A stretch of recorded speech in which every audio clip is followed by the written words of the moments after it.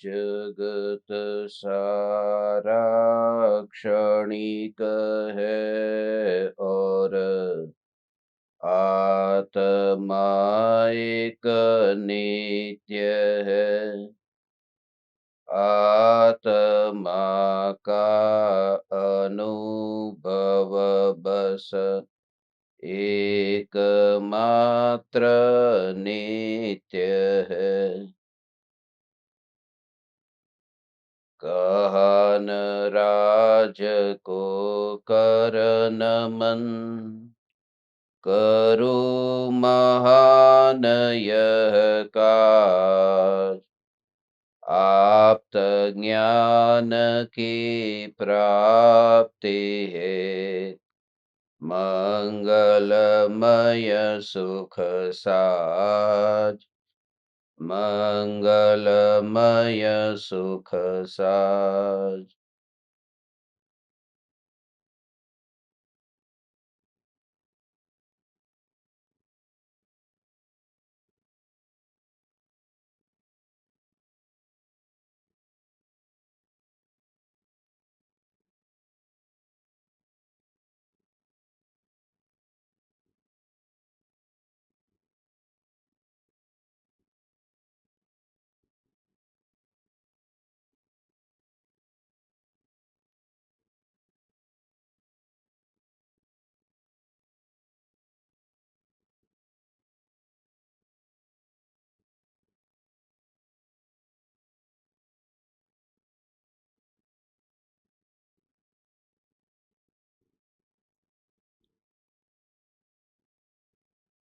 चैतन्य स्वभावी भगवान आत्मा स्वयं ही चैतन्य समय सार है।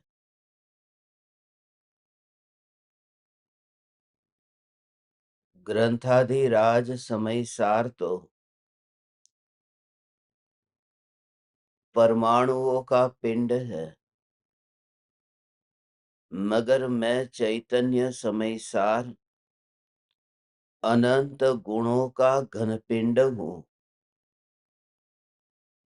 मैं ही दृष्टि का विषय हूँ, जिसके आश्रय से अनंत पर्याय तीर जाती है। यह चैतन्य तीर्थंकर मैं स्वयं हूँ। स्वयं के अहोभाव के बिना परभावों की और परद्रव्य की गुलामी छूट ही नहीं सकती। स्वयं की अनंत शक्ति का अनुभव हुए बिना परभावों के प्रति जो बैर विरोध है वह छूट नहीं सकता। परभाव के प्रति भी बैर विरोध है। द्वेष छोड़ करके राग किया, मगर फिर उस राग के प्रति भी द्वेष किया। कि वितरागी परमात्मा के प्रति जो राग का भाव है यह तो छोड़ने जैसा है। अब उसे छोड़ने जैसा तो ज्ञान में जानना था, मगर उस राग के भाव के प्रति भी द्वेष पैदा हुआ और तत्व को समझने का यथार्थ फल नहीं मिला। आचार्य कुंद कुंद देव इस परम तत्व को इस ग्रंथाधिराज समय सार में समझाते हैं। यह एक शास्त्र ऐसा है कि जिस शास्त्र में से ही दृष्टि के विषयभूत भगवान आत्मा को स्पष्ट करने वाले समस्त शास्त्रों का जन्म हुआ, फिर वह आत्म सिद्धि शास्त्र भी क्यों न हो। क्योंकि परम कृपालु देव ने भी आचार्य कुंद कुंद देव से बहुत सीखा है और अनहद भक्ति भाव से नमस्कार भी किया है।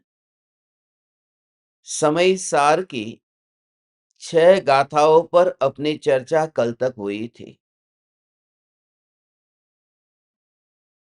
पहली गाथा में अनंत सिद्ध परमात्माओं को वंदन करके मंगलाचरण किया। दूसरी गाथा में स्व समय और पर समय का भेद बताया और परिभाषा बताई। तीसरी गाथा में एकत्व निश्चयगत ऐसा जो समय है, यही लोक में सर्वत्र सुंदर है, यह कहा। ऐसा जो सुंदर चैतन्य परमात्मा है, इसकी कथा सुनना अत्यंत दुर्लभ है, क्योंकि चौथी गाथा में काम, भोग और बंधन की कथा इस जीव ने पूर्व में अनंत बार सुनी, उसके परिचय में आई और उसके अनुभव में आई। इस प्रकार से चौथी गाथा में वर्णन किया। फिर पांचवी गाथा में समयसार को दिखाने की प्रतिज्ञा की और ये कहा कि मैं ऐसा समयसार दिखाऊंगा जो एकत्व विभक्त स्वभावी है। तीन प्रकार से भगवान आत्मा को समझाने के लिए ये एकत्व विभक्त भगवान आत्मा कह करके भगवान आत्मा पर द्रव्य से न्यारा है। कल छठी गाथा में चर्चा की कि भगवान आत्मा प्रमत्त भी नहीं है और अप्रमत्त भी नहीं है। इस अपेक्षा से भगवान आत्मा पर्याय से न्यारा है। इतनी चर्चा अब तक हो चुकी है। भगवान आत्मा पर द्रव्य से न्यारा है और पर्याय से न्यारा है। पर्याय में सारी पर्याय ले ली, संसार की मलिन पर्याय ही नहीं, मोक्ष की निर्मल पर्याय को भी उसमें शामिल कर दिया। इसलिए कल रात्रि में हमने अद्भुत प्रयोग किया था कि जो परिणामों पर बैठा ही नहीं है, तो अगणित ज्ञेयों का जो प्रतिबिंब पड़ता है, वह प्रतिबिंब तो ज्ञान की अवस्था में पड़ता है, और जो ज्ञान की अवस्था में ही बैठा नहीं है, जो ज्ञान सत्ता पर ही विराजमान है, यह चैतन्य तत्व ही मैं हूं। ज्ञान में विश्राम करने वाले ज्ञानी कभी ज्ञेयों से भी प्रभावित नहीं होते और ज्ञान की अवस्था से भी प्रभावित नहीं होते। यह जो ज्ञान है, जिस ज्ञान को ज्ञेयाकार कहते हैं, जैसे कल कहा था कि ईंधन और अग्नि, ईंधन को जलाने पर अग्नि का आकार ईंधन जैसा होता है। लकड़ी छोटी है तो कोयला जल रहा है, अग्नि भी उतने ही प्रदेशों में व्याप्त है। तो जैसा ईंधन है, अग्नि ऐसा आकार ले लेती है, ये पहली बात कही थी। ऐसे ही ये ज्ञान की अवस्था ऐसी है कि जैसा ज्ञेय है, ऐसी ज्ञान की अवस्था जानने रूप परिणमित होती है। ज्ञान की अवस्था का आकार ऐसा हो जाता है। दूसरी बात ये कही थी कि जैसे अग्नि में ईंधन कृत मलिनता पैदा नहीं होती, ऐसे ही ज्ञान में ये ज्ञेयकृत मलिनता पैदा नहीं होती। क्रोध आदि विकारी भावों को जानने पर भी इस भगवान आत्मा में, इस ज्ञान में कभी भी क्रोध आया नहीं। क्रोध मलिन, अनादि से स्वभाव से मलिन है, और मैं ज्ञान अनादि से स्वभाव से निर्मल हूं। दोनों के बीच में कभी मुलाकात नहीं हुई। यह ज्ञान ज्ञेयाकार होने पर भी ज्ञानाकार रहा। ये ज्ञेयाकार और ज्ञानाकार को समझ करके आज सातवीं गाथा में प्रवेश करते हैं, क्योंकि इन शब्दों का उपयोग आगे समयसार को समझने में बहुत उपयोगी होगा। जो ज्ञान की अवस्था है, जिसमें ज्ञेय झलकते हैं, उस ज्ञान की अवस्था को ज्ञेयों के जानने के कारण यह ज्ञान ज्ञेयाकार है। उन ज्ञेयों को जानने के कारण ज्ञेयाकार है, ऐसा कहना ये ज्ञेयाकार ज्ञान है, ये व्यवहार है। जैसे पानी को गिलास के आकार का कहना, तो पानी जो गिलास के आकार का है, ये बात सच है। मगर जो गिलास के आकार का पानी है, वह आकार पानी का है या फिर गिलास का है? गिलास के आकार का पानी होने पर भी वह आकार तो पानी का है, क्योंकि वह शक्ति पानी की है। पत्थर के टुकड़े उस गिलास में डालते तो उस प्रकार का आकार नहीं होता। वो पानी में ऐसा स्वभाव है कि गिलास जैसा आकार पानी ने ग्रहण किया है। तो ज्ञान ज्ञेयो जैसा होता है, मगर वो ज्ञेयो के कारण नहीं होता, क्योंकि ज्ञान में ये शक्ति है उस रूप परिणमित होने की। अब ये दोनों को अलग-अलग नहीं लेना है, ये नाम के भेद है। जो ज्ञेयाकार ज्ञान कहते हैं, वह ज्ञेयाकार ज्ञान ही ज्ञानाकार ज्ञान है। पानी दो नहीं है। गिलास के आकार का पानी और पानी के आकार का पानी। पानी तो एक है। उस एक ही पानी को कहने की पद्धति अलग-अलग है। जब निमित्त की मुख्यता से यह कथन होता है, तो कहते हैं कि गिलास के आकार का पानी, और जब पानी के स्वभाव की मुख्यता से कथन होता है, तो ये कहते हैं कि पानी के आकार का ही पानी है।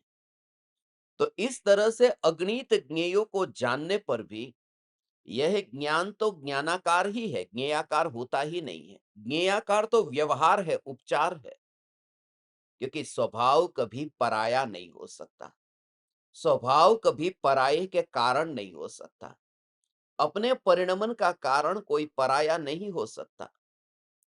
ऐसा स्वरूप कल हमने छठी गाथा में समझा था। वो जो ज्ञायक नाम मिला है ना, उस नाम की वजह से कि मैं ज्ञायक हूं। अब लोग मुझे पुकारते हैं गुरुदेव कह करके, और कुछ लोग मुझे पुकारते हैं गुरुजी कह करके।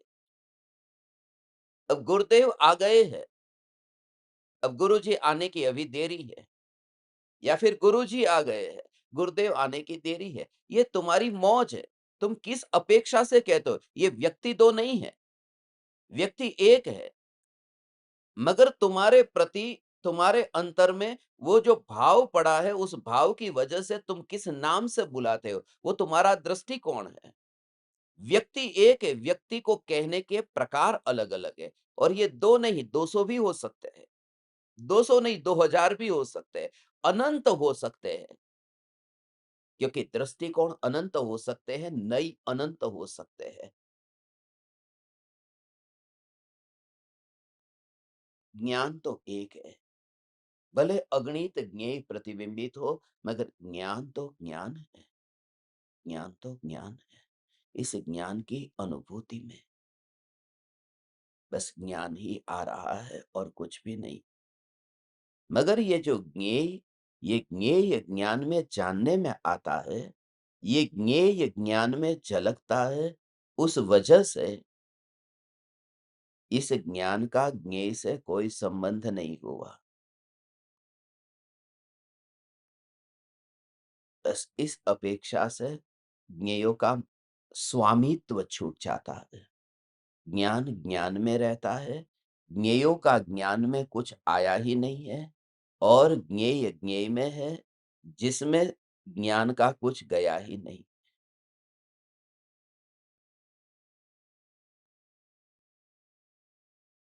कल मैंने आपसे कहा था कि जो आप विश्राम करो कि मैं ज्ञान मात्र हूँ, मैं ज्ञान मात्र हूँ, मैं ज्ञान मात्र हूँ, सत्ता मात्र हूँ। आप परमात्माओं ने प्रयोग किया होगा, और ज्ञान की अवस्था में जैसे ही ज्ञेय झलके, यह ज्ञान की अवस्था में चल के तात्कालिक यह जागृति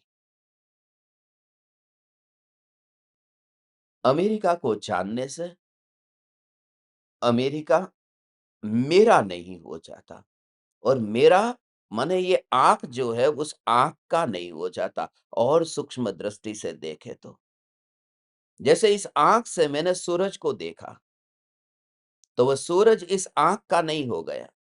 इस आँख से मैंने चाँद को देखा, तो वह चाँद इस आँख का नहीं हो गया। ऐसे ही ये ज्ञान है भगवान। ये ज्ञान से जो भी ये ज्ञेय जगत के झलकते हैं, उस समय ये जागृति कि ज्ञान के ज्ञेय होते ही नहीं है। ज्ञान तो ज्ञान में ही स्थित है।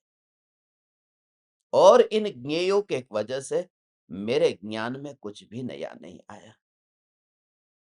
विकल्प भी ज्ञान में जानने में आते हैं, मगर उन विकल्पों के ज्ञेयों के कारण मैं ज्ञायक नहीं हूं, मेरा अस्तित्व है। अब कोई मरीज डॉक्टर के पास गया और डॉक्टर के पास जाकर के ये अहंकार करे कि डॉक्टर साहब आप डॉक्टर हो, इसलिए आप डॉक्टर हो क्योंकि हम मरीज आपके पास आते हैं। ये बात सच है कि डॉक्टर के पास मरीज जाते हैं, मगर मरीज डॉक्टर के पास जाते हैं इसलिए वो डॉक्टर नहीं है। उस डॉक्टर ने खुद इतने वर्षों तक मेहनत करके पढ़ाई करके डॉक्टर की डिग्री ली है। वो ज्ञेय ज्ञान में झलकते हैं, इस वजह से मैं ज्ञायक नहीं हूं। मेरे में वो जो ज्ञायक की शक्ति है वो मेरी स्वयं की है, उसमें ज्ञेयों का कोई भी रोल नहीं है। ज्ञेय ज्ञेय में है, ज्ञान ज्ञान में है। इसलिए मेरा अस्तित्व थोड़े दिन पहले ही किसी ने मुझसे कहा, मैंने आपको गुरुदेव बनाया, तुमने मुझे गुरुदेव बनाया, गुरुदेव की पदवी दी है, तुमने मुझे गुरुदेव बनाया। अच्छा तुम मुझे ये बताओ कि तुमने मुझे गुरुदेव की पदवी दी, तुमने मुझे गुरुदेव कहा, उससे और तुमने मुझे जब गुरुदेव नहीं कहा था, उस समय दोनों में मेरे अंदर क्या परिवर्तन आ गया? पहले वाला मैं और अभी का मैं, मेरे में क्या परिवर्तन आया? मैं तो पहले वही था, तुमने नहीं दिया था पद तब भी मैं वही था और आज भी मैं वही हूँ, तुम्हारे देने की वजह से नहीं हूँ। तो तुमने जो दिया उसमें तुम्हारा कुछ भी नहीं है, वो मेरा ही है। और तुम कहते हो कि नहीं आप तो गुरुदेव नहीं हो और हम आपको गुरुदेव कह के बुलाते हैं, इसका मतलब कि तू झूठा काम कर रहा है। ऐसा झूठा काम करना बंद कर दे।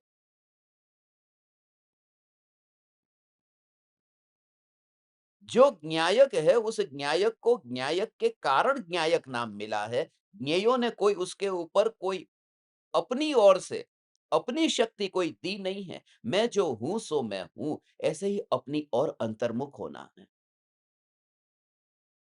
ज्ञेयों के कारण ज्ञान में कुछ भी नयापन नहीं आया। मैं जो हूं सो मैं हूं। प्रति समय ये जागृति, मेरे स्वभाव में ये अनंत शक्ति भरी पड़ी है। ये अनंत शक्ति ये मेरे स्वभाव में है, ये किसी पर से मैंने ली नहीं है। मेरा स्वयं का स्वभाव है जानना। इसमें ज्ञेय आया कहाँ? इसमें क्रोध आया कहाँ? जानना, ये मेरा स्वयं का स्वभाव है।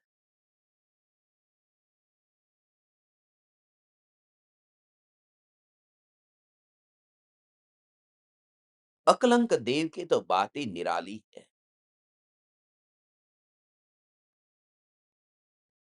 ये जो अग्नि है, ये अग्नि ईंधन जब जलता है, तब अग्नि जलती है, ईंधन नहीं जलता है। क्योंकि जलने का स्वभाव अग्नि का है। मगर अग्नि ईंधन को जलाती है ना, अग्नि ईंधन को जलाती है। आग लगी, लकड़ियाँ थी, जलने लगी। अग्नि ईंधन को जलाती है या फिर ईंधन अग्नि को जलाता है?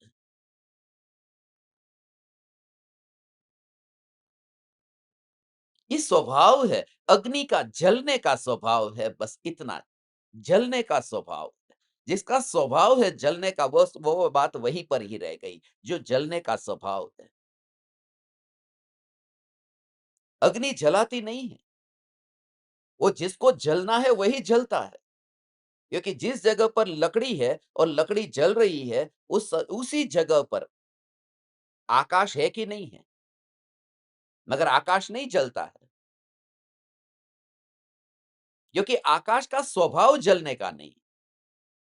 जिसके स्वभाव में जलना है वही जलता है, जिसके स्वभाव में जलना नहीं वो नहीं जलता। तो ये जो जानना है, ये मेरे स्वभाव में है इसलिए मैं जानता हूँ। जगत की वजह से मैं जानता नहीं हूँ, मैं ज्ञायक हूँ, मेरे स्वयं के कारण हूँ, जगत के कारण नहीं हूँ। ऐसा जोर ला, ये अहंकार नहीं है, ये तेरी महानता का उद्घोष है।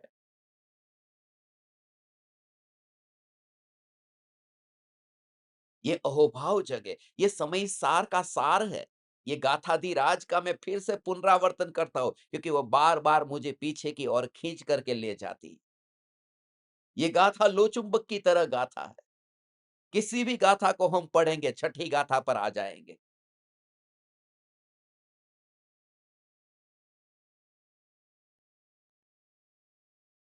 और फिर यही कहा, इसे भी उतार देना है। ये पर्याय पर्याय परिणाम है, मगर वो असली नहीं है, छठी गाथा है। कल हमने छठ की बात की थी ना, छठी ना लेख लखाई। बच्चा जब पैदा होता है, तब उस बच्चे को 6 दिन के बाद में वो बुआ आती है, कपड़ा लेकर के आती है। उस कपड़े को क्या कहते हैं मालूम है? छठना दिवसे छठना दिवसे जे कपड़ा પહેરેલા હોય એ કપડાને છઠિયા કહેવાય, છઠિયા। આ છઠિયા નામ પડ્યું એ છઠ ઉપરથી। मगर बच्चा पैदा हुआ था तब वो कपड़ा लेकर आया था। ये तो बाहर से बुआ लेकर आई न, बच्चा पैदा हुआ तब कपड़ा लेकर नहीं आया था। ये जो परिणाम है, ये परिणाम अंदर से नहीं है, वो अंदर तो कुछ भी नहीं है, कोई वस्त्र नहीं है, पर्याय का कपड़ा है ही नहीं, मेरे स्वभाव में। स्वभाव त्रिकाल दिगंबर होता।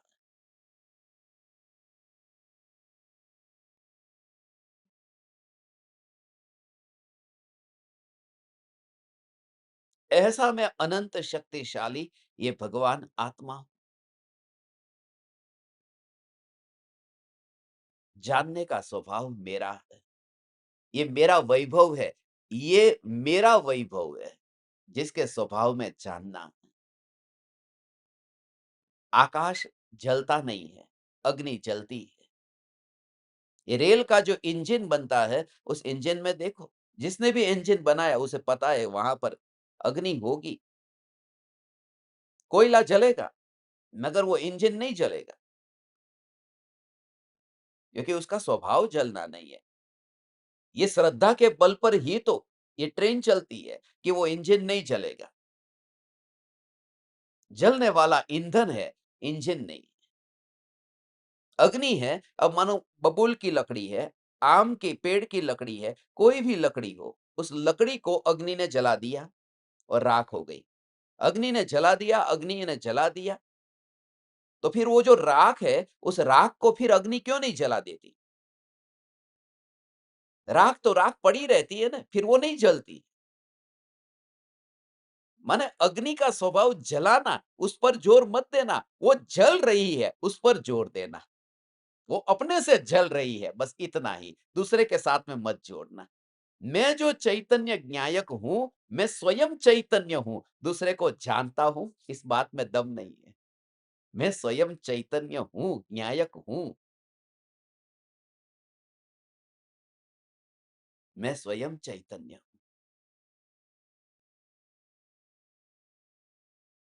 ये सत्य है। मैं जब कोई भी सच्ची बात कहता हूँ, जब भी कोई सच्ची बात कहता हूँ तो कुछ लोग जलते हैं। क्यों जलते हैं मेरी सच्ची बात पर? क्योंकि जिसका स्वभाव जलने का है वही जलेगा ना। जिसके स्वभाव में जलना नहीं है वो नहीं जलता।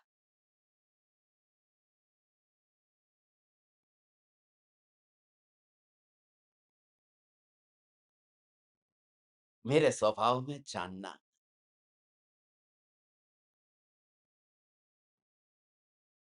और किसी भी ज्ञेय को जानने की वजह से यह ज्ञान ज्ञेयों का नहीं हो गया, ज्ञेयों का मालिक नहीं हो गया। यह जागृति तब आपको कल रात्रि में जो अनुभव हुआ होगा, यही कि मेरा जो अस्तित्व यही, यही, यही, यही, यही, यही, यही, यही, यही। ज्ञान में कोई भी ज्ञेय यहाँ पर प्रतिबिंबित होते हैं, वो मेरे मालिक नहीं है, वो मेरे नहीं है, मैं उसका नहीं हूँ। मैं जो हूँ सो मैं हूँ। आप लोग ट्रेन में यात्रा कर रहे हैं, अभी तक पहुँचे नहीं। समेत शिखर की यात्रा अभी पूरी नहीं हुई लगता है। मगर जो ये लोग ट्रेन में यात्रा कर रहे हैं, जब टॉयलेट जाते हैं ना, तो क्या करते हैं? अपने पास में जो रुमाल होता है, वो रुमाल सीट के ऊपर रख देते हैं और फिर टॉयलेट जाते हैं, फिर वापिस आते हैं। क्यों रखते हो सीट के ऊपर अपना रुमाल? कि कोई बैठ ना जाए। और रुमाल तुमने वो सीट के ऊपर रखा है इसलिए तुम्हारी सीट हो गई। रुमाल तुम्हारा है, वो सीट तुम्हारी है। और फिर झगड़ा करने लगते हो, मेरा रुमाल इस सीट के ऊपर था, वो सीट मेरी।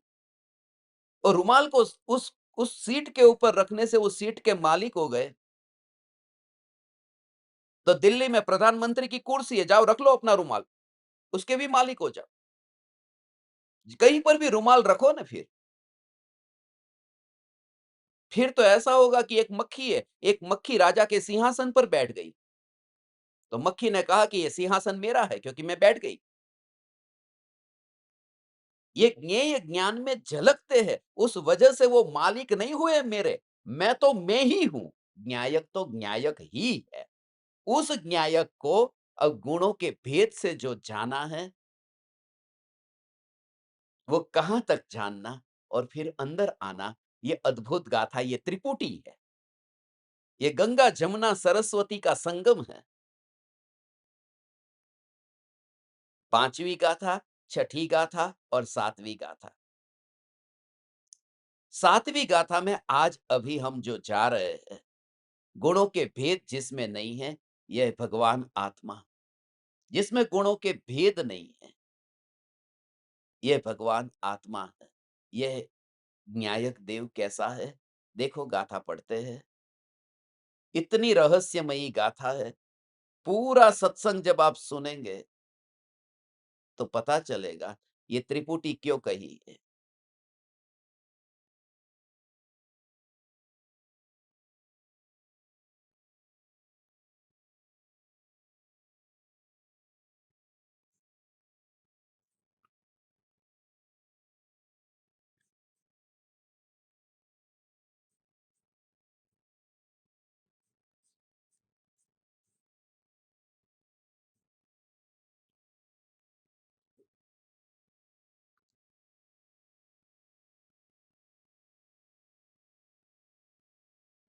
व्यवहारेणुवदिसदि नाणी सचरितदंसनं नाणं नवीनाणं न चरितं न दंसनं जाणगो शुद्धो।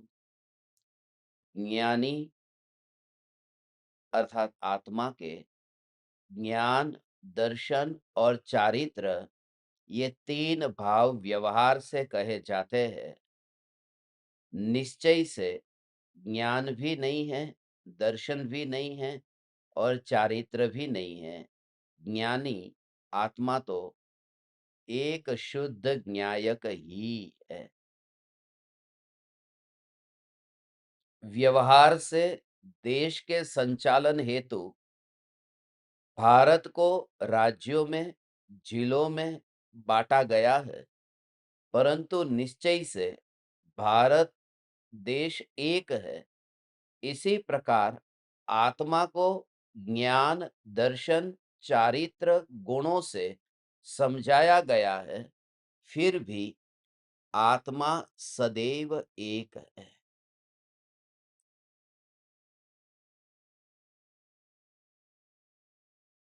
यह जो गाथा है, ज्ञानी को ज्ञान भी नहीं है, दर्शन भी नहीं है और चारित्र भी नहीं है। ये कौन से ज्ञानी है? मिथ्या ज्ञानी की बात नहीं है। यह सम्यक ज्ञानी की बात भी नहीं है और ये केवल ज्ञानी की बात भी नहीं है। 3 प्रकार के तो ज्ञानी हमने आज तक सुने थे। सम्यक ज्ञानी, मिथ्या ज्ञानी, सम्यक ज्ञानी, केवल ज्ञानी। मगर यहाँ तो ज्ञानी को ज्ञान, दर्शन, चारित्र है ही नहीं। ऐसे ज्ञानी की बात है। ये जो ज्ञानी है, ये ज्ञानी द्रव्य की बात है। ये पर्याय वाले ज्ञानी की बात नहीं है। यहाँ जो त्रिकाली ध्रुव ज्ञायक जो बताया है, उस ज्ञायक की बात है। जो छठी गाथा में ज्ञायक कहा, वहां तो पर्याय से न्यारा कह दिया। फिर यहाँ वो सम्यक ज्ञान, मिथ्या ज्ञान, केवल ज्ञान की पर्याय वाला ज्ञानी नहीं आएगा। यहाँ जो ज्ञानी है वो द्रव्य है, जिसमें गुणों के भेद नहीं है। अब ये रहस्य थोड़ा समझने जैसा है कि गुणों के भेद नहीं है, गुण तो है। भारत में राज्य है कि नहीं है? राज्य है, राज्य के भेद भी है। तो आत्मा में गुण है, गुणों के भेद है। फिर ये भेद नहीं है, ये क्यों कहते हो? इसलिए क्योंकि भेद पर दृष्टि करने से विकल्प उत्पन्न होते हैं और भगवान आत्मा पर दृष्टि करने से विकल्प होंगे तो निर्विकल्प कहाँ होंगे? देखो भगवान, ये रहस्यमयी गाथा है।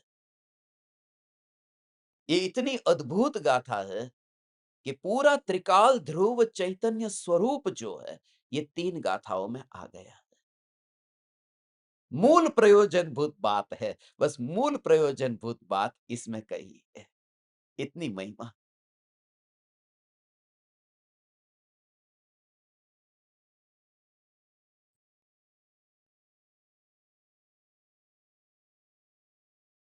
हम इसी साल राजनांदगांव गए थे।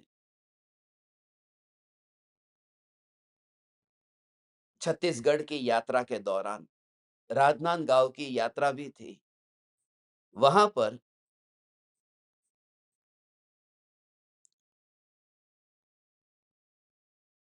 बाघ गिर गए थे।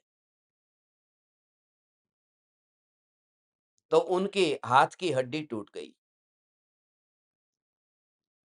अब डॉक्टर के पास में गए, तो वहां जो डॉक्टर थे, बा ने क्या कहा? उन्होंने कहा कि कहाँ चोट लगी? ये पूछा डॉक्टर ने कि कहाँ चोट लगी?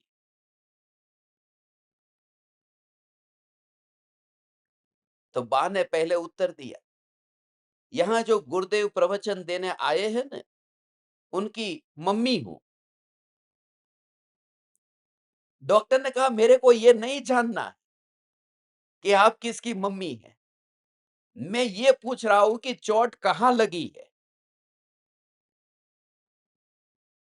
तो बोले बाथरूम में ऐसे ही चलने गई और बाहर निकली कि बाथरूम में चोट लगी। अरे कहाँ लगी है माने शरीर में कहाँ लगी है? वो बाथरूम में लगी, कमरे में लगी, रास्ते पर लगी, वो नहीं पूछ रहा हूं। चोट कहाँ लगी? मोटा भाई आया ना बाघ को लेकर, बोले आज ऐसे डॉक्टर मिले, मतलब ऐसे ही डॉक्टर पेशेंट को ठीक कर सकते, क्योंकि डॉक्टर को यह जानना ही नहीं है कि तुम किसके मम्मी हो, किसके पापा हो, या फिर तुम बाथरूम में गिरे या रास्ते पर गिरे।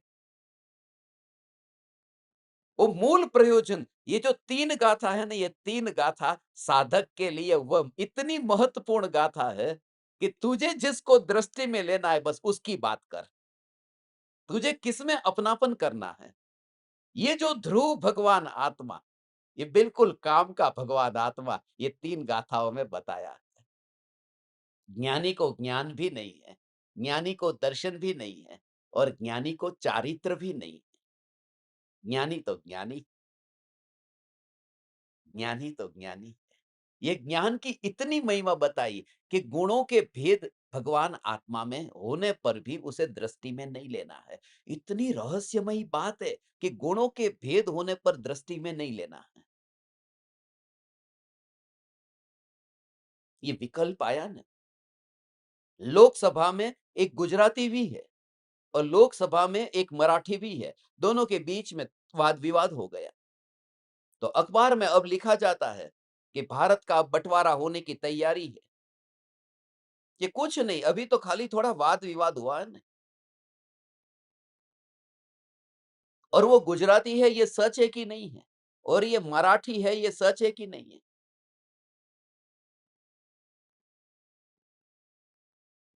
ये सच है।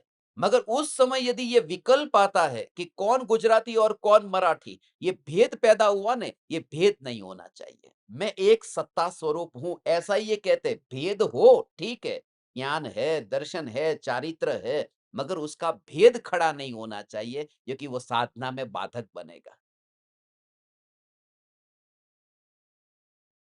इसके लिए मैं खास एक बात कहता हूँ 2 सगे भाई की, कि 2 सगे भाई हैं, जिसको दूर-दूर के लोगों ने, पड़ोसियों ने बहुत लड़ाई करानी चाहिए। दोनों के बीच में झगड़ा हो जाए। मगर दोनों भाइयों के बीच में बहुत प्रेम था। एक साथ में एक थाली में भोजन करते थे।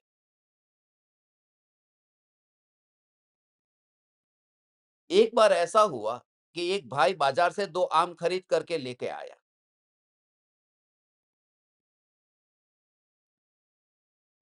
अब आम जो बाजार से मिलेगा, वो आम एक सा तो होगा नहीं, छोटा-बड़ा होगा। तो घर लाकर के वो आम लेके आया है। एक आम थोड़ा बड़ा है, एक आम छोटा है। अब घर आकर के अपने बच्चे हैं, एक बेटा खुद का है और एक बेटा भाई का है।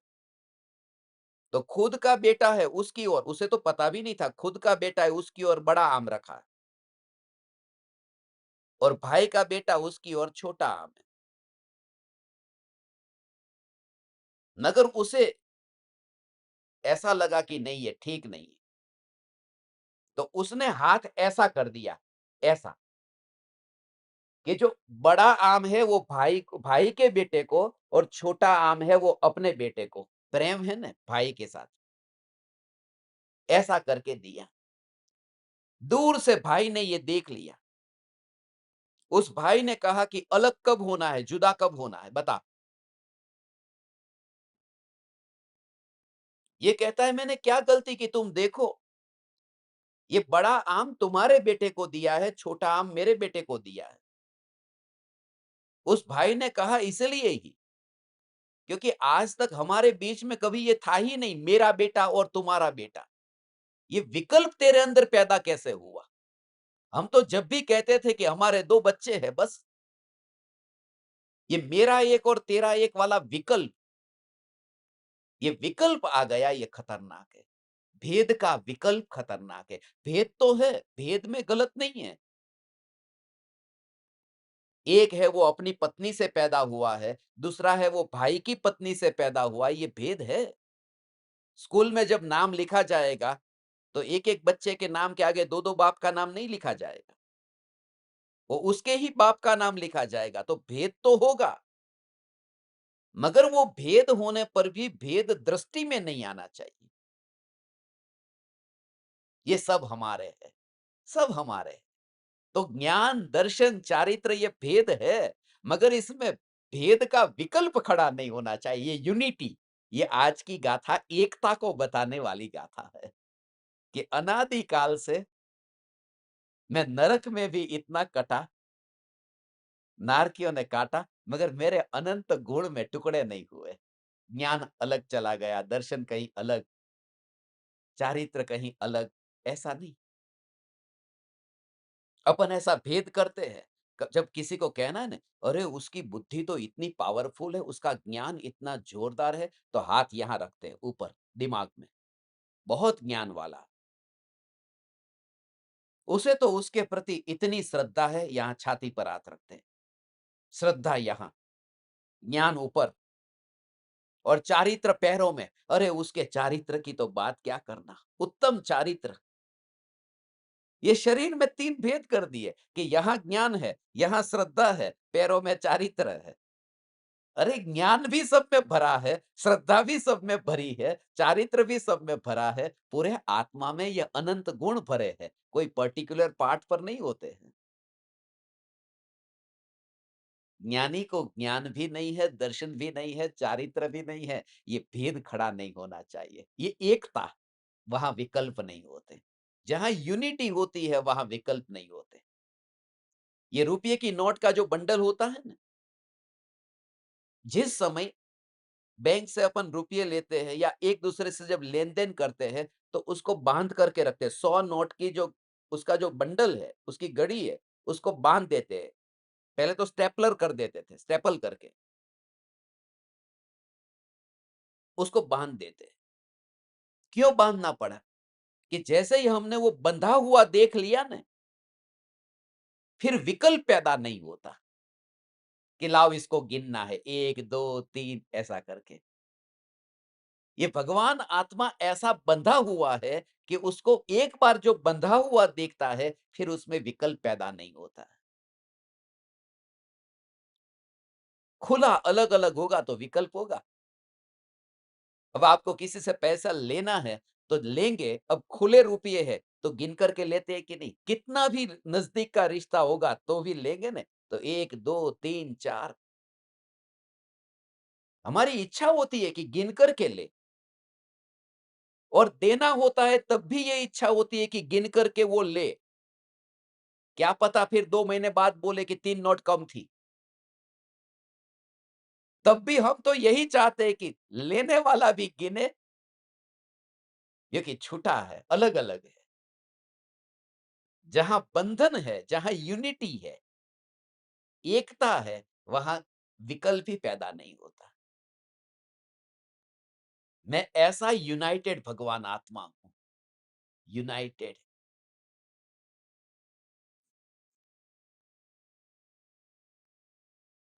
ये चैतन्य परमात्मा तत्व ये मैं हूँ। इतनी गजब की बात है भगवान, मगर ये विकल्प एकमात्र ध्रुव अभेद अखंड सत्ता के लक्ष्य से ये विकल्प छूट जाता है। बस यहाँ कोई भेद नहीं है। ये भेद व्यवहार है। ये भेद जो गुणों का भेद है, ये व्यवहार है। ये अनौपचारिक सद्भूत व्यवहार का विषय है। 4 प्रकार के व्यवहार है ना, उसमें अनौपचारिक सद्भूत व्यवहार नहीं,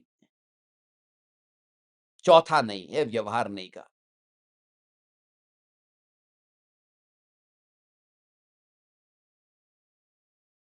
कल जो बात की थी, कल बात की थी वो मलिन पर्याय की। वो बात जो थी वो उपचरित सद्भूत व्यवहार नहीं की बात थी। वो नई का प्रकरण आएगा।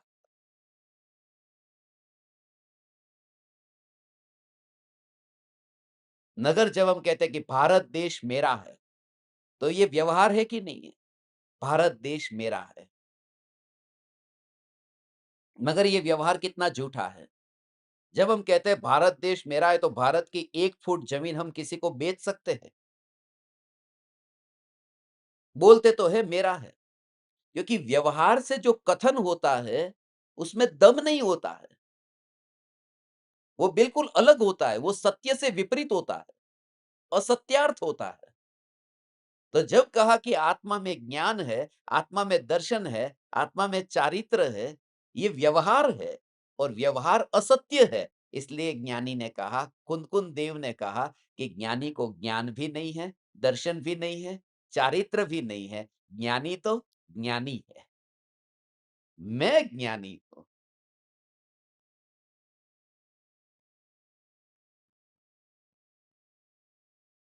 मेरे में कोई भेद नहीं है।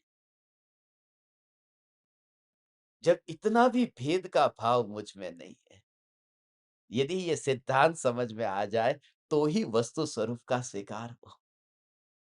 लगता है ऐसा कि भगवान आत्मा, एक ओर से कहा कि भगवान आत्मा में ज्ञान होता है, दर्शन होता है, चारित्र होता है। एक ओर से ये कहा भगवान आत्मा में ज्ञान भी नहीं, दर्शन भी नहीं, चारित्र नहीं। यही तो परस्पर विरोधी कथन है और उसी से ही तो ये मक्खन निकलता है, ये शुद्ध चैतन्य तत्व का। ये जो छाछ को बलोते हैं ना, तो एक हाथ को ऐसे खींचते हैं, रस्सी को, और दूसरा हाथ ढीला छोड़ देते हैं। फिर दूसरी भाग को जब हम खींचेंगे दूसरे छोर को, तो इसको ढीला छोड़ देंगे। कोई कहेगा कि ऐसा अलग-अलग विपरीत काम क्यों करते हो? इसको भी खींचना है, फिर इसको खींचना है, ये सब क्यों करते हो? कि ऐसा-ऐसा करने में ही नीचे मक्खन तैयार होता है। ये निश्चय और व्यवहार है विरोधी, मगर विरोधी में भी विरोध नहीं है, वहां वितराग परिणति का मक्खन तैयार हो रहा है। तुम यदि वस्तु को वस्तु के स्वभाव से देखो तो ये निरंतर मक्खन तैयार हो रहा है। एक पंडित जी का नाम आपने सुना हो तो पंडित जी हुए गोपाल दास जी बरैया। सुना है आप में से किसी ने? पंडित गोपाल दास जी बरैया बहुत महान पंडित थे, मगर उनकी पत्नी बहुत खतरनाक थी। अक्सर महान पुरुषों की पत्नी खतरनाक होती है। दूसरे शब्दों में कहे कि खतरनाक पत्नी पाकर के वे महापुरुष हो जाते हैं।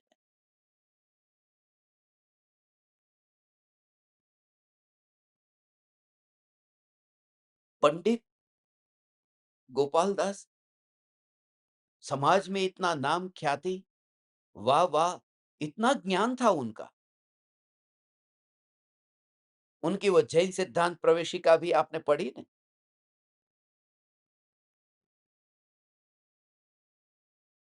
मगर उनकी पत्नी गुस्से वाली तो थी ही, गुस्से के साथ-साथ में मस्तानी भी थी। हुक्का पीने का शौक था और वो हुक्का कौन तैयार करता था? गोपाल दास जी तैयार करते थे। यदि गोपाल दास जी ने हुक्का तैयार नहीं किया हो, तो झगड़ा हो जाता घर में, बहुत बड़ा झगड़ा हो जाता। एक बार हुक्का तैयार किए बिना ही घर से निकल गए थे, प्रवचन देने गए थे और प्रवचन चल रहा था, ये शुद्ध बुद्ध चैतन्य घन ऐसा भगवान आत्मा, ये न्यायक देव, ये प्रवचन चल रहा था और पत्नी ने देखा घर में हुक्का तैयार नहीं है। गुस्से में आ गई और चली गई वहां पर। अभी चालू प्रवचन में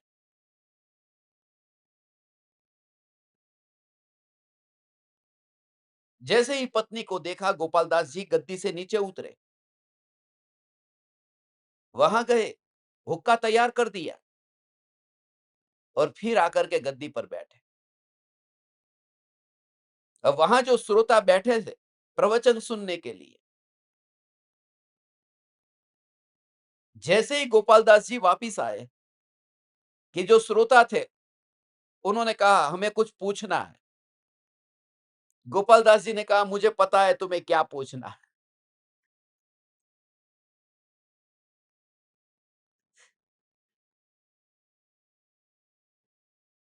यही पूछना है ना कि आप इतने महान और आपकी पत्नी ऐसी क्यों है?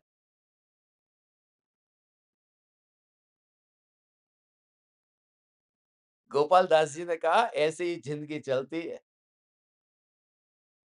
घर में एक एक एक पति यदि कठोर है तो पत्नी को कोमल होना चाहिए। पत्नी कठोर है तो पति को कोमल होना। ऐसे ही तो ये दुनिया चलती है। दोनों यदि गर्म हो तो तात्कालिक।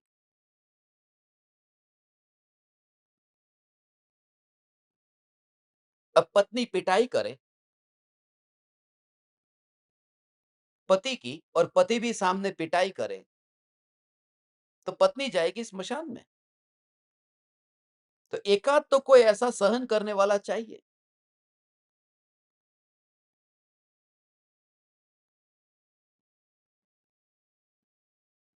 और दोनों ही निश्चय को पकड़ करके बैठे तो कांच का गिलास घर में फूट गया। पति ने कहा उसकी योग्यता थी, फूट गया। और पत्नी ने कहा उसकी योग्यता थी, फूट गया। तो भी संसार नहीं चलेगा। एकाध तो कोई चाहिए कि नहीं भाई ध्यान रखो, ये गिलास फूटना नहीं चाहिए। बच्चा यदि बिगड़ रहा है तो एकाध तो चाहिए घर में जो कहे कि तेरे को पढ़ाई करनी ही पड़ेगी। दूसरा कहे कि ठीक है बच्चा है ना। मैं ये कह रहा हूं कि ये दोनों विरोधी जो लगते हैं पति पत्नी, वो विरोधी विरोधी नहीं है, ऐसे ही संसार चलता है। एक को ढीला रहना पड़ता है यदि कोई कठोर है तो। मगर हमारी तकलीफ ये है कि वो जो ढीला, वो मैं ही क्यों रहूं, सामने वाला क्यों न रहे, तकलीफ वो है।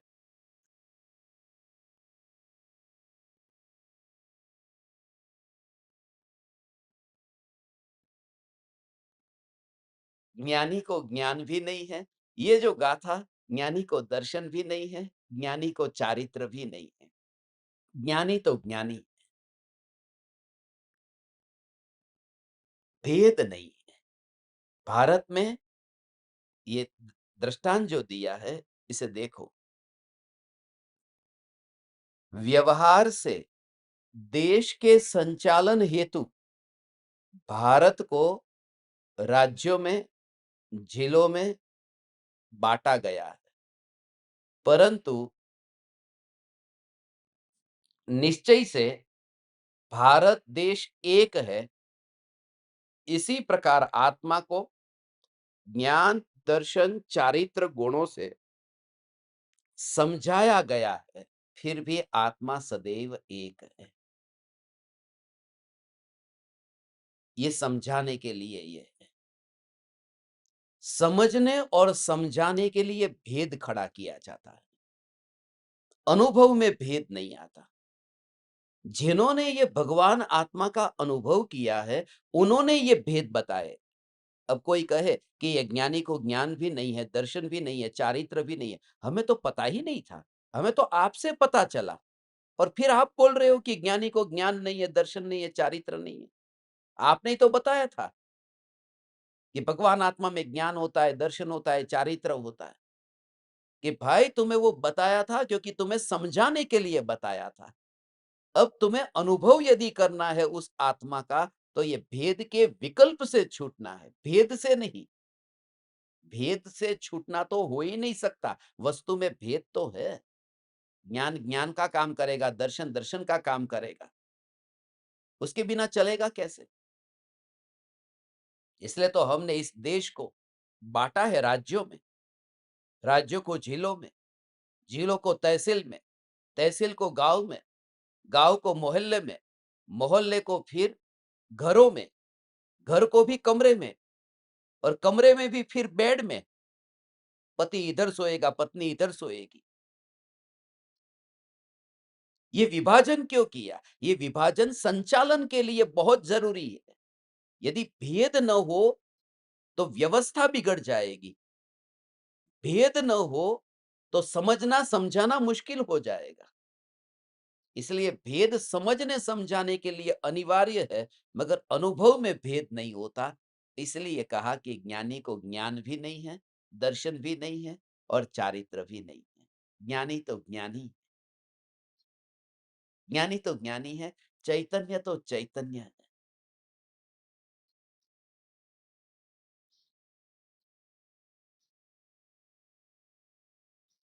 कितनी महिमा वाली ये जो चैतन्य की पुकार है भगवान, कितनी बार काने पड़वी दुर्लभ छे। ऐसा है, ये सुनकर के કાનનો મેલ નીકળી જાય, આવી વાત ક્યારેય જિંદગીમાં સાંભળી નથી। ये समयसार जो यदि किस्मत होगी और पूरा हुआ, मैं आपको कहता हूं कि आपका जो जीवन परिवर्तित होगा, दूसरे गुरुदेव आप हो जाएंगे, दूसरे कृपालु देव हो जाएंगे। ये समयसार ऐसा मक्खन बताता है, मगर उसे छूना तुम, अंदर में अनुभव करना। हमारे पास में शक्ति भी कम है, समय भी कम है, इसलिए भावना सिर्फ बात है, सिर्फ भावना बात है। समेत शिखर की यात्रा हमारी पूर्ण हुई।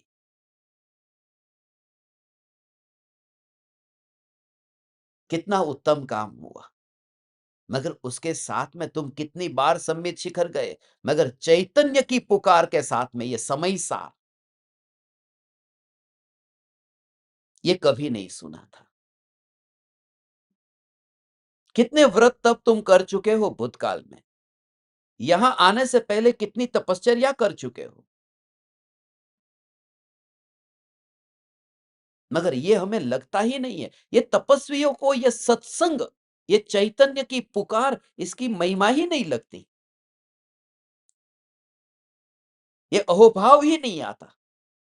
और आपको मैं बताऊं, सम्यक दर्शन को 3 कारण बताए थे ना, जिसके बिना जिसके बिना जिस कारण के बिना कार्य होगा ही नहीं और कारण के होने पर ही कार्य होगा, वह सम्यक दर्शन है। जिसके बिना कार्य होगा नहीं, मगर जिसके होने से हो जाए वह जरूरी नहीं है, वह मुनि धर्म है, नग्नता है। नग्नता के बिना मोक्ष होगा नहीं और नग्नता के कारण हो जाएगा, ऐसा मत मान लेना। और तीसरा बताया था कि उपवास के कारण हो जाएगा, ये मत मानना। क्योंकि जिन्होंने उपवास नहीं किया था, ऐसे भरत चक्रवर्ती को अंतर्मुहूर्त में केवल ज्ञान हो गया। एक भी उपवास नहीं किया था। और जिन्होंने 1000 बरस तक उपवास किया, ऐसे भगवान का, आदिनाथ भगवान का, उन्होंने 1000 बरस की साधना की थी, मौन साधना की थी, तो भी केवल ज्ञान नहीं हुआ था। तो सम्यक दर्शन को पाने की यदि आपकी इच्छा है, तो 5 लब्धि को तुम सुन लेना। 5 लब्धि का जो प्रकरण है ना, वो 5 लब्धि में देशना लब्धि है। सबको नाम तो पता है ना पांचों लब्धि के, उसमें देशना लब्धि 5 लब्धि में है। ये जो चैतन्य की पुकार, ये कंपलसरी है। देशना, सम्यक शिखर की यात्रा कंपलसरी नहीं है, वर्षी तप कंपलसरी नहीं है, एकासन कंपलसरी नहीं है। ये 5 लब्धि सम्यक दर्शन तक पहुंचने की जो सीढ़ी है, उसमें उनमें से किसी को नहीं लिया, देशना को लिया है। पूजा को नहीं लिया, भगवान की पूजा करने जाते हैं, पूजा को नहीं लिया, मगर स्वाध्याय को लिया है, ये चैतन्य की पुकार को लिया है। इसलिए हम जीवन के अंत तक, क्योंकि ये ऐसी तपश्चर्या है जो गृहस्थ भी करते हैं और मुनि भी करते हैं। अब रुपये का दान देना होगा तो गृहस्थ देंगे, मुनि नहीं देंगे। ये ऐसा शुभ भाव है, जो शुभ भाव गृहस्थ के होगा, मुनि के नहीं होगा। अब मूल गुण का पालन होगा तो वो मुनियों को होगा, महाव्रत का पालन होगा वो मुनि को होगा, गृहस्थ को नहीं होगा। वो ऐसा शुभ भाव है।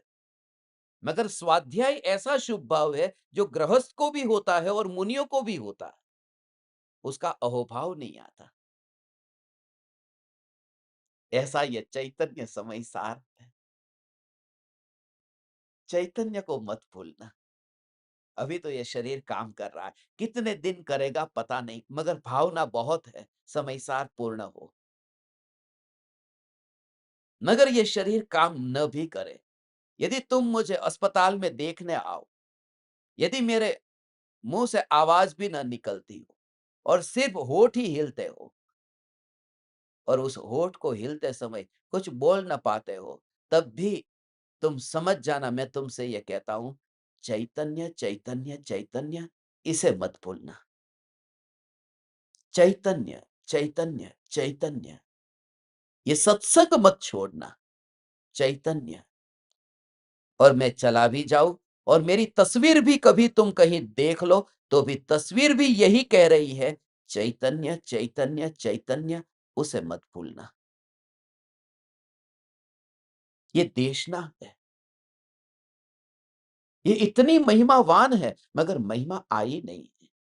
ऐसे लोगों की संगति में रहकर सब कुछ लुटा देना, सब कुछ न्योछावर कर देना, इसलिए तो हमारी यात्रा कितनी अद्भुत यात्रा हुई। यात्रा तो बहुत बार हुई, मगर मैंने तुम्हें जो वादा किया था कि तुम्हें ले जाऊंगा, एक यात्रा ऐसी कराऊंगा। धन्य भागी हो आप परमात्माओं को, सचमुच धन्य भागी हो। ये जीवन का एक ही मौका था, एक ही अवसर था।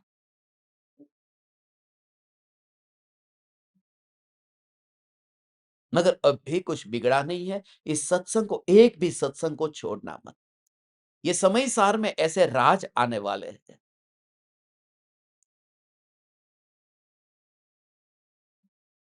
इतनी पूजा की, इतने व्रत तप किए, इतनी तपश्चर्या की। अब तुम पूजा करते हो, पूजा में करते क्या हो? ये बादाम लेकर के आया हूँ। अरे भगवान! ये चंदन लेकर के आया हूँ। मैं ये चंदन कैसा-कैसा लेके आया हूँ। ये फल कितना मीठा रस वाला फल लेकर के मैं आपके पास आया हूँ। अब तू फल की पूजा कर रहा है कि भगवान की पूजा कर रहा है? टेस्टी फल लेकर के मैं आपके पास में आया।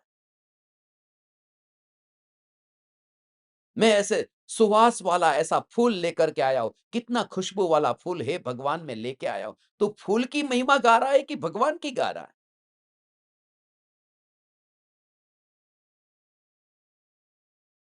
अब तुम मेरे को अपने घर पर आमंत्रण दो और आमंत्रण देके कहो आओ, आओ आप हमारे घर पर भोजन करने आओ। ऐसा भोजन हम आपको कराएँगे आपके बाप ने भी नहीं किया होगा। ये योग्य है क्या? फिर ये कहना चाहिए आप पधारिए, हमारा घर पावन कीजिए, आपके चरण हमारे घर में पड़े। भोजन की तारीफ मत करो, वो जो सामने व्यक्ति है उसकी बात करो ना।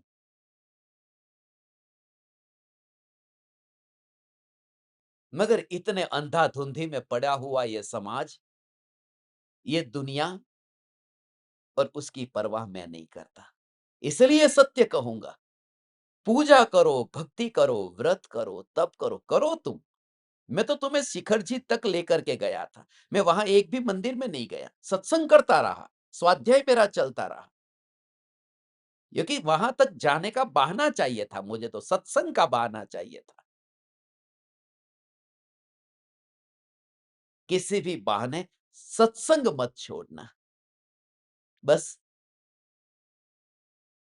अभी तो ये 3 गाथा हुई, मगर ये 3 गाथा आपकी समझ में सीधी तरह से अभी नहीं आई। गुणों के भेद का जो वर्णन है, कहते आज कितनी रोटी खाई? कि मैंने आज 2 रोटी खाई। मगर 2 रोटी नहीं खाई, एक साथ में पहले 1 रोटी खाई, फिर दूसरी रोटी खाई। हम रोटी खाते ही नहीं है, हम तो कोर खाते हैं। वो क्या बोलते हैं उसको? कौर ही बोलते हैं ना, कवल।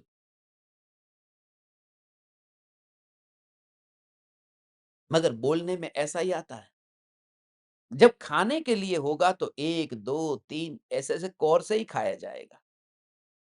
मगर हमें अंदर में पता है कि मैंने 2 रोटी खाई, कौर का भेद का विकल्प नहीं आता है।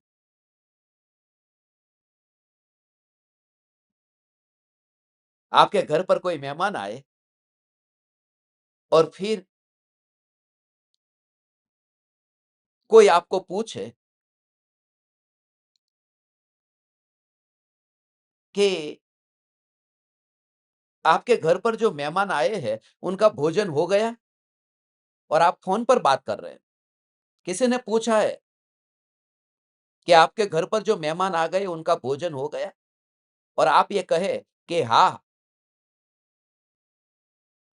उन्होंने 4 रसगुल्ले खाए हैं, 3 रोटी खाई है और 1 कटोरी दाल की खाई, कैसा लगेगा आपको? या फिर ये ठीक है कि हाँ, भोजन हो गया। वो भेद नहीं करना है वहाँ और ये सत्य है कि उन्होंने सब किया है, मगर उसका विकल्प खड़ा नहीं होना चाहिए। हे ज्ञान दीपक, ये 5वीं, 6ठी, 7वीं ये 3 गाथाएँ हुई। अब 8वीं गाथा है, उसे समझे बिना तो ये कुछ समझ में नहीं आ सकता। मैं तुम्हें कोनी पे गुड़ ऐसा लगा-लगा करके 415 तक पहुँचाऊँगा।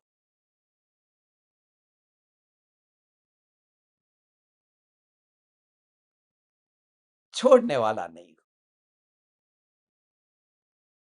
हे चैतन्य परमात्मा, तुम्हारा योग पा कर के मैं धन्य भागी हुआ हूँ।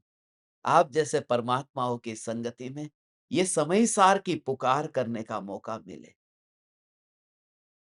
समय-सार समझने के लिए बैठने वाला तो चाहिए ना।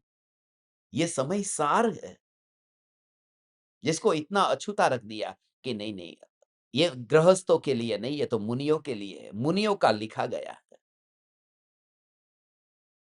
अरे तीर्थंकर परमात्मा ने समोसरण में गणधर देव को अलग कमरे में नहीं बिठाया था। जो उपदेश गणधर देव को दिया था वही जानवरों को दिया था। ये बंटवारा काई को करता है?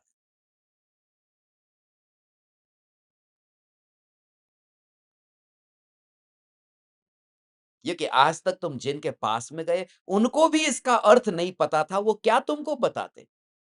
इसलिए उन्होंने कह दिया, ये तुम्हें अभी पढ़ने जैसा नहीं है।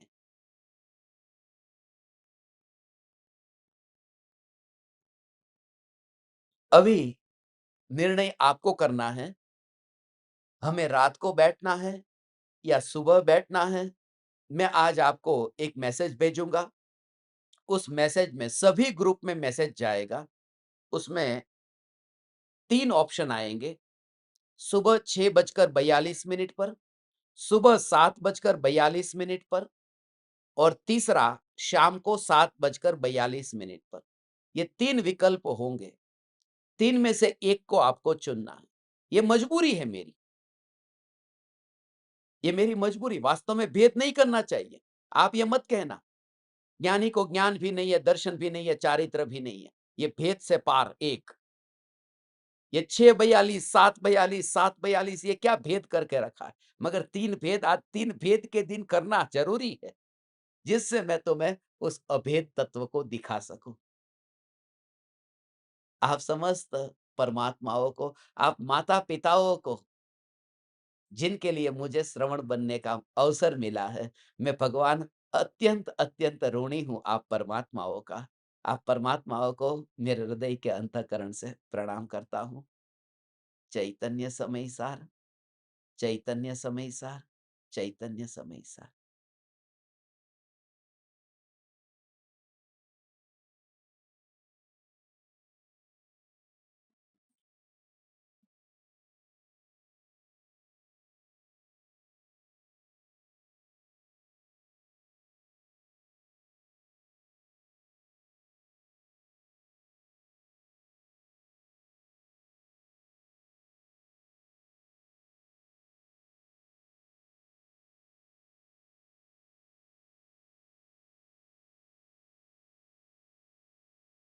अहो अहो श्री सद्गुरु करुणा सिंधु अपार, इस पामर पर प्रभु किया अहो अहो उपकार,